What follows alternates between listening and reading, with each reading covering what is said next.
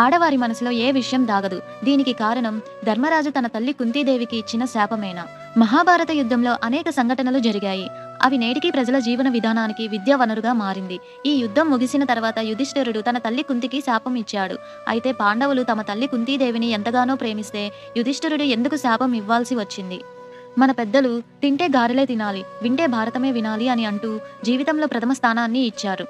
మహాభారత యుద్ధంలోని ప్రతి అంశానికి సంబంధించిన కథలు ఉన్నాయి. మహాభారత యుద్ధంలో అనేక సంఘటనలు జరిగాయి. అవి నేటికీ ప్రజల జీవన విధానానికి విద్యా వనరుగా మారింది. ఈ యుద్ధం ముగిసిన తర్వాత యుధిష్ఠిరుడు తన తల్లి కుంతీదేవికి శాపం ఇచ్చాడు. మహాభారత యుద్ధంలో గెలిచిన తర్వాత యుధిష్ఠిరుడు యుద్ధంలో మరణించిన తన కుటుంబ సభ్యులకు, బంధువుల ఆత్మశాంతి కోసం ప్రార్థనలు చేస్తున్నాడు. అందుకోసం దాదాపు 1 రోజులు గంగా తీరంలో ఉన్నాడు. ఈ సమయంలో యుధిష్ఠిరుని ఓదార్చడానికి చాలా మంది ఋషులు వచ్చారు.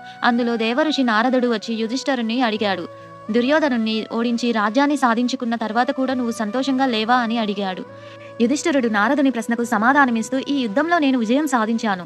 అదే సమయంలో మన దురాశ కారణంగా మన సొంత బంధుగణాన్ని చంపినందుకు నేను చాలా బాధపడ్డాను. అభిమన్యుడి మరణం వల్ల ద్రౌపది పడిన బాధను చూసి తర్వాత అనేక మంది యోధులను చంపి దక్కించుకున్న ఈ విజయం నాది అని నేను భావించను.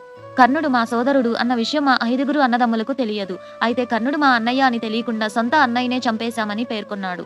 అతని తల్లి కుంతి అక్కడికి వచ్చి ఓదార్చడం ప్రారంభించింది. తల్లి కుంతి మాటలు విన్న యుధిష్ఠిరుడు ఆగ్రహించి, తన తల్లితో ఇంత పెద్ద విషయాన్ని దాచి మనల్ని కాపాడావు, అన్నయ్యను చంపించి మమ్మల్ని హంతకుణ్ణి చేశావు అంటూనే యుధిష్ఠిరుడు కోపాద్రిక్తుడై తన తల్లి కుంతితో సహా మొత్తం స్త్రీజాతిని శపించాడు. ఈ రోజు నుంచి స్త్రీజాతి కోరుకున్నప్పటికీ వారు తమ హృదయాల్లో ఏ విషయాన్ని దాచుకోలేరు అని శపిస్తున్నానని అన్నాడు.